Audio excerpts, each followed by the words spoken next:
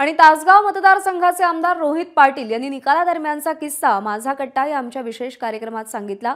विधानसभेत हरलो तर पुढे काय करायचं हा विचार निकालाच्या आदल्या दिवशीच करून ठेवला होता, मात्र एका मताने का होईना आपण निवडून येणारच असा विश्वास होता, असं रोहित पाटील यांनी म्हटलंय।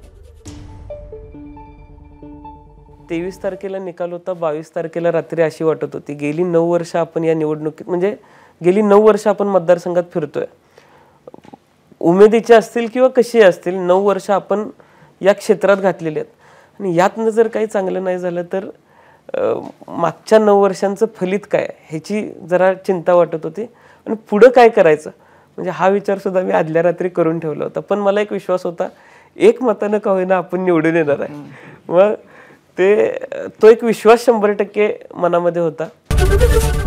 एबीपी माझा, उघडा डोळे बघा नीट।